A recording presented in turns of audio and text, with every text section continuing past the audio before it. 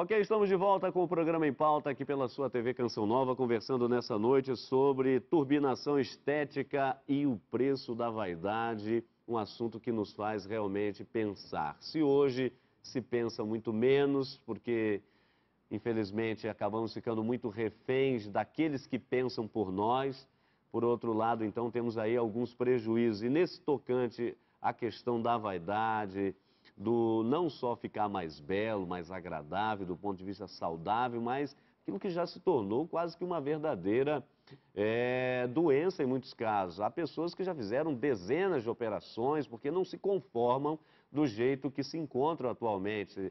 Escutávamos há pouco as pessoas dizendo na rua que não, eu melhoraria aqui o meu corpo aqui, ali, etc.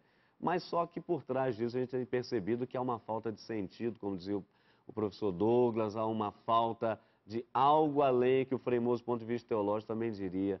Falta aí não é um norte para a vida, um elan, que esse elan seria no fundo, Deus. Mas vamos para as ruas mais uma vez. Você concorda com as pessoas que transformam o corpo? Vamos ver o que as pessoas responderam. Péssima ideia, a gente tem que ter o corpo que sempre quis, sempre teve. Não, quer dizer, para embelezar, sim, desde que seja bem feito. Agora, para ficar com cara de artificial demais, aí eu não concordo, não. Tem que ter bom senso, eu acho. É uma opção de cada um. Cada um faz aquilo que quer. Nós somos livres para escolher. Agora, as consequências são de cada um, né? Cada um se responsabiliza pelas consequências. Depende da forma que ela vai transformar.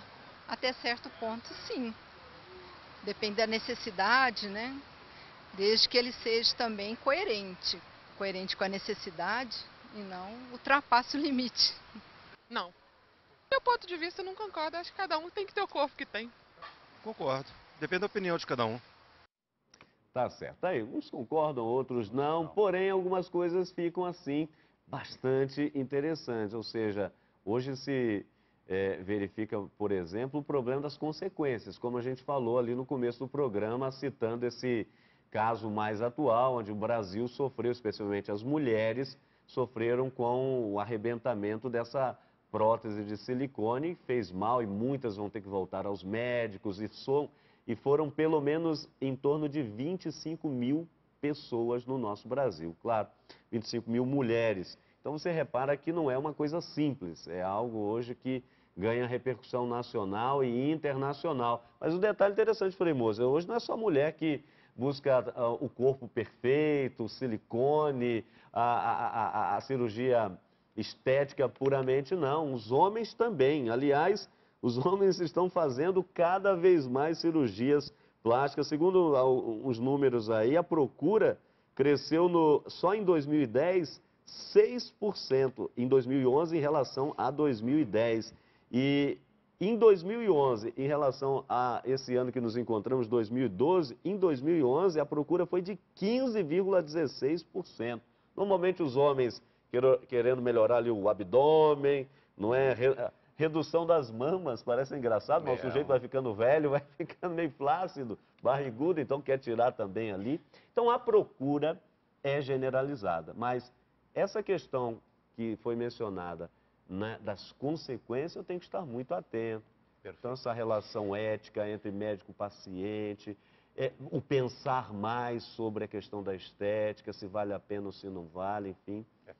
Eu começaria dizendo o seguinte: Deus nos confiou, partindo da última pessoa que interveio, essa moça que interveio. Deus nos confiou um corpo. Claro que nos confiou como tudo, para nós administrarmos. Então você pode e deve administrar o seu corpo, como você administra os bens que você tem. Agora, tudo depende de administrar com sabedoria. Com sabedoria. Ponto de partida, esse meu corpo é dom de Deus. Então eu vou tratar com todo carinho, não é? Dando um aprimoramento, tudo bem, alguma coisa mais superficial, tudo bem. Agora, na medida que você vai mais a fundo, e nós estamos só falando da estética, quando nós passamos a falar de genética, de biotecnologias, ali sim você tem transformações radicais do corpo, de tal forma que o seu corpo já não é o seu corpo. E é muito interessante o Le Breton, né, que é um grande antropólogo e filósofo, ele faz a seguinte observação: ao mesmo tempo que hoje se adora o corpo, certos corpos, bem dito, né? E não todos, né? Outros são desprezados. Há uma tentativa de esvaziar o corpo, né? Como se o corpo fosse um peso. É uma contradição da sociedade moderna, né? Então, lá no fundo, na medida em que entramos para o campo da virtualidade, o corpo virtual, é muito interessante. Sexo, assim, digamos, normal. Não, o que é isso? Isso só animal, segundo o Le Breton, é que daqui a pouco vai fazer sexo, como sempre se ouviu dizer. Não é que o ser humano sempre vai partir para formas mais sofisticadas através da internet. Não é? Isso é a observação dele. Mas não deixa de ter procedência. Em outras palavras, não é? Eu acho que toda transformação de homem ou de mulher, gostei que você recordou dos homens também. Tem um certo personagem muito conhecido na televisão, nossa, quanto repuxo esse homem já fez, né? Não vou dizer quem é, evidentemente, né? Mas, de qualquer forma, que há uma certa obsessão. E isso é que é negativo, porque já não caímos mais no corretivo, não mais no aprimoramento, mas na transformação profunda e que vai afetar a identidade. Muitas vezes a pessoa não se reconhece mais diante do espelho. Cria um problema psicológico de identidade. Eu tenho um caso que conheço de um senhor que tinha eu diria, um defeito, né, no rosto, de nascença, uma espécie de mancha vermelha, e ele, com razão, ele tentou uma cirurgia estética para tirar, era o rosto todo, um lado todo. Sabe que esse homem não se reconhece mais. Teve problemas de identificação. Teve que ter uma terapia para ajudá-lo a se aceitar na nova forma. E assim eu diria também, provavelmente as próprias mulheres, na medida em que vão aumentando os seios ou reduzindo, até que ponto passam a ter ou não dificuldade de se reconhecer. E, finalmente, a última coisa, gente, investir dinheiro, isso são em cirurgias caríssimas, correr o risco de uma anestesia. Anestesia é já uma morreram, paulada. inclusive. Anestesia, antigamente se dava anestesia com machado, né? É sempre um risco. Então, isso tudo tem que ser muito ponderado. Né? Sobretudo essa prótese genética. Próximo campeonato do mundo ainda vai, mas as Olimpíadas, quem vai ter o atleta que é natural?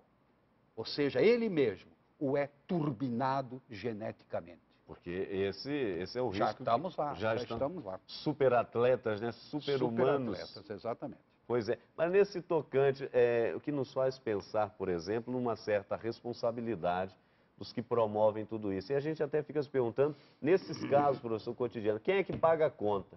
Quem é que tem a responsabilidade sobre essas coisas? Porque sugestionar, mostrar, apresentar, não é ludibriar, isso é muito fácil.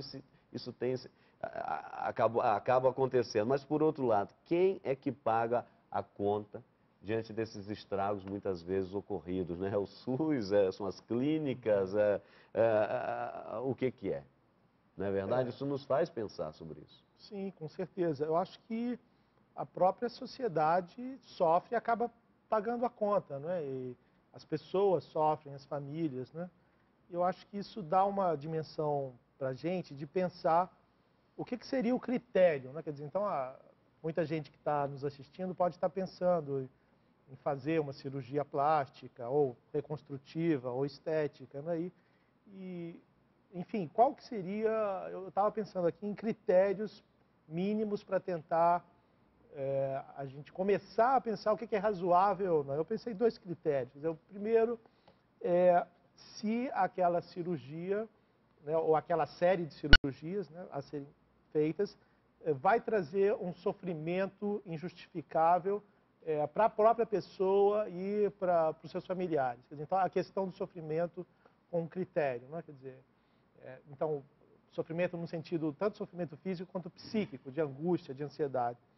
O segundo critério, que dá para ver, para a gente falar da razoabilidade de se fazer uma série de intervenções cirúrgicas, plásticas, né, seria se essa cirurgia ou essas cirurgias vão implicar numa perda para o sujeito, né, para a pessoa, da capacidade de criar novos sentidos. Quer dizer, se aquilo vai vai implicar numa perda de liberdade de trabalhar, de liberdade de se relacionar com a sua família, com seus amigos, de liberdade de ser dono do seu próprio sentido. Quer dizer, se a pessoa pensa e não enxerga problema nesses dois aspectos, quer dizer, então ela, enfim, possivelmente está apta a fazer essa cirurgia. Se ela vê mais aspectos negativos nesses dois critérios, quer dizer, aí ela deve possivelmente procurar um médico, um psicólogo, seus amigos, né, e pensar mais fundo a esse respeito. Tá certo. Sim, Frei Moza. Gostei muito desses critérios de razoabilidade. A ética, no fundo, é uma questão de bom senso. E foi o que ele colocou. Não é? O que o bom senso me leva a considerar? Não é? O sofrimento, sim, e também essa perda. Não é? As implicações negativas que isso possa trazer. Que benefício e que implicação negativa. Agora, de qualquer forma, não tenha dúvida que a maior parte dessas cirurgias de cunho estético não é questão só de prótese de seios, mas outras, elas não são necessárias, nem são benéficas. A longo prazo, elas vão exigir novas intervenções e mais outras intervenções. Traduzindo, você acaba sendo vítima, não é, da sua própria vaidade. O maior preço nem sempre é o dinheiro, mas é o preço de ser escravo da vaidade. Aliás, e os especialistas dizem que quem realiza uma cirurgia como esta deve voltar ao seu médico uma vez ao ano, pelo menos. E hoje, com a qualidade dos produtos, você tem aí uma vida útil dos produtos, ou seja, do silicone implantado aí de 10, 15 ou até 20 anos. Mas quer dizer, você cria um outro processo de revisão, de ir ao médico, aquela coisa toda, entre aspas, acaba criando uma certa dependência. Mas aqui vem a questão final, Frei Moza, e você que está nos acompanhando, especialmente se você é mulher, não é? Nós não estamos aqui colocando a nossa posição de sermos contra ou a favor fazer cirurgia ou não fazer. Não é essa a questão aqui. Nós estamos aqui pensando sobre consequências, sobre esse horizonte de sentido que o professor trazia para a gente, colocando aqui outros elementos. Então eu pergunto ao Frei Moza, por favor, como é que pastoralmente as pessoas, elas de fato possam distinguir, porque isso é que é o fundamental, distinguir o cuidado com o corpo, que é realmente importante para todos nós, cuidado com o corpo, o templo de Deus, que somos nós, ou a mera vaidade. E aí a utilização desenfreada desses meios, e não tenhamos dúvida, não é por trás desses cordeirinhos que se apresentam por aí, tem lobos ferozes que só querem o nosso dinheiro e não interessa o que vai acontecer. Disso aí nós estamos, como diz o ditado, carecas de ver acontecer, infelizmente, no cotidiano.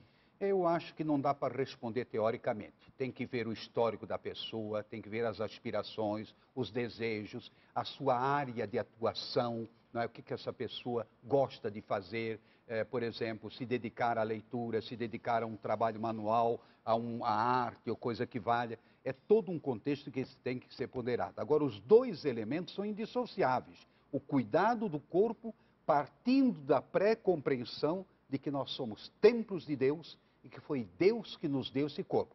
Por outro lado, claro que o nosso corpo se transforma, ele sofre transformações. E seja que nós motivemos essas transformações, por exemplo, quem está se dedicando à ginástica, por exemplo, não é? Seja de levantamento de peso, seja de natação, etc., está transformando o seu corpo.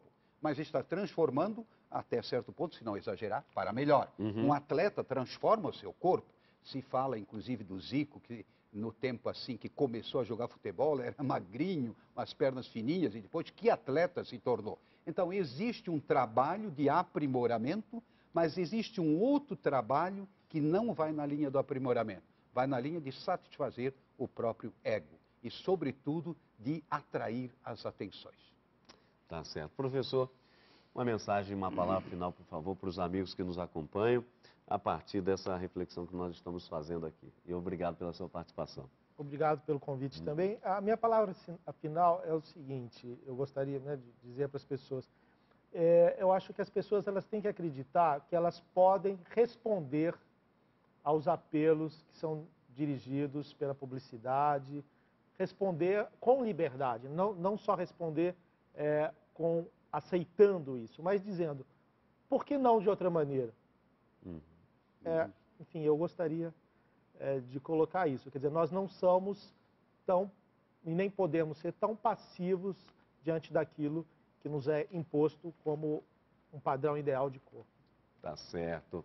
E com essas palavras nós estamos encerrando aqui o nosso programa. É claro que esse tema, por ele ser bastante delicado, de certa forma polêmico, ele não para por aqui, não é? O que a gente quer é provocar reflexão e eu acho que isso nós fizemos aqui ao longo do programa. Espero que tenha te ajudado, mas em outros momentos vamos retornar também, focando outros pontos, acrescentando outros elementos. Para você, um ótimo final de semana, Deus abençoe e até a próxima sexta-feira, se Deus quiser.